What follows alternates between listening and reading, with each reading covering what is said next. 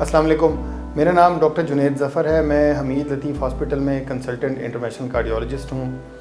Heart attack या STEMI क्या है, इससे क्या पेचीदगियाँ पैदा हो सकती हैं, इसका बेस्ट ट्रीटमेंट क्या है, प्राइमरी पीसीआई क्या होती है, आज हम इस बारे में बात करेंगे।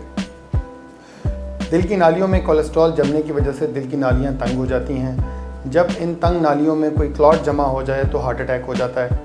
ये दिल की नालियाँ दिल के अपने पट्ठों को खून सप्लाई कर रही होती हैं, जिसकी वजह से ये पट्ठे डैमेज हो जाते हैं।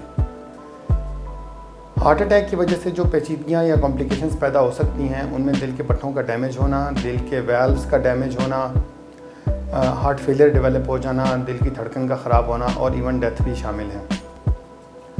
ट्रीटमेंट क्या हो सकती हैं हार्ट अटैक या स्टेमी मैं आपको बताता जाऊँ कि ईसीजी पर डायग्नोज किया जाता है। हार्ट अटैक के सब पेशेंट्स में ईसीजी करवाई जाती है। एक मखसूस पैटर्न को स्टेमी कहा जाता है। ये वो पेशेंट्स होते हैं जो सबसे ज़्यादा रिस्क पे या थ्रेट पर होते हैं। लाइफ थ्रेटनिंग कॉम्प्लिकेशंस इन्हीं लोगों में ज़्यादा होती हैं। तो जब स्टेमी अगर पेशेंट को डेवलप हो जाए तो उसके लिए बेस्ट ट्रीटमेंट क्या होना चाहिए।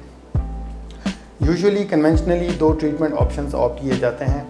या तो खून पतला करने का इंजेक्शन दिया जाए जिसको थ्रोम्बोलिसिस कहा जाता है, या फौरी तौर पर एंजियोग्राफी की जाए और उस नाली को मैकेनिकली खोला जाए जिसको प्राइमरी पीसीआई कहा जाता है। साइंस और साइंटिफिक डेटा जो बेस्ट ट्रीटमेंट है उसके लिए प्राइमरी पीसीआई को रिकमेंड करते हैं। Long term short term mortality benefits primary PCI से ज़्यादा हासिल किए जा सकते हैं।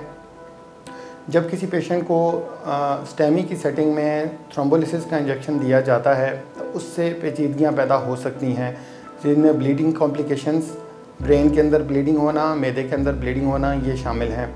इन कॉम्प्लिकेशंस को अवॉइड करने के लिए और थ्रोम्बोलिसिस की वजह से जो फ़ायदा हासिल किया जाना चाहिए वो फ़ायदा अगर पूरी तरह ना हासिल हो तो उससे जो पेचीदगियाँ पैदा होंगी, इनको अवॉइड करने के लिए प्राइमरी पीसीआई का ट्रीटमेंट रिकमेंड किया जाता है।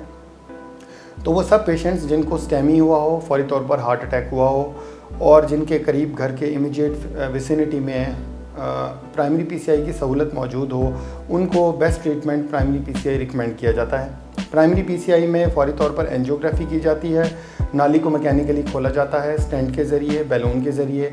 अगर क्लॉट हो तो उसको एक्सट्रैक्ट किया जाता है, साथ में उसके कुछ एडजंक्ट ट्रीटमेंट्स भी दिए जाते हैं। हम हमीद लतीफ़ हॉस्पिटल में रूटीन में प्राइमरी पीसीआई परफॉर्म कर रहे हैं। हम यहाँ पे 24/7 प्राइमरी पीसीआई की सर्विसेज दे रहे हैं। तो किसी भी वर्किंग आवर में या नॉन वर्किंग आवर में जो पेशेंट्स आते हैं उनको प्राइमरी पीसीआई ऑफ़र की जाती है और जो बेस्ट ट्रीटमेंट है वो उनको प्रोवाइड किया जाता है। बीइंग इंटरवेंशनल कार्डियोलॉजिस्ट मैं अब तक 200 से ज़्यादा प्राइमरी पीसीआई परफॉर्म कर चुका हूँ, जो कि इलेक्टिव पीसीआई के अलावा, पीसीआई से मुराद परक्यूटेनियस कॉर्नरी इंटरवेंशन इसको कहा जाता है या एंजियोप्लास्टी भी कहा जाता है। तो मैं एक सिग्निफिकेंट एक बल्क में प्राइमरी पीसीआई परफॉर्म कर चुका हूँ। मेरा पर्सनल एक्सपीरियंस ये है कि वो लोग जिनको स्ट्रेप्टोकाइनेज या थ्रोम्बोलिसिस के इंजेक्शन दिए जाते हैं, उनमें लॉन्ग टर्म जब हम उनको फॉलो करते हैं तो उनमें हार्ट फेलियर का रिस्क ज़्यादा होता है। दिल के पट्टे डैमेज होने की वजह से रिपीटेड हॉस्पिटल विजिट्स होते हैं और वो सांस की तकालीफ में या दिल की धड़कन के मामलों में मुब्तला रहते हैं।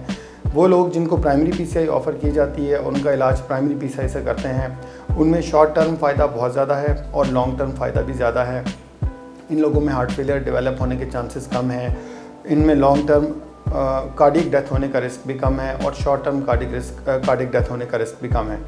तो अपनी सोसाइटी में इस मैसेज को सर्कुलेट करें कि आपकी अजीज़ों में आपके जो कॉन्टैक्ट्स हैं उनमें अगर किसी को स्टेमी हो या हार्ट अटैक हो तो फौरी तौर पर हमीद लतीफ़ हॉस्पिटल की इमरजेंसी में रब्ता करें। हमारी कार्डियोलॉजिस्ट की ट्रेन टीम और पैरामेडिक्स का स्टाफ हर वक्त यहाँ पर मौजूद है आप लोगों को खिदमत करने के लिए।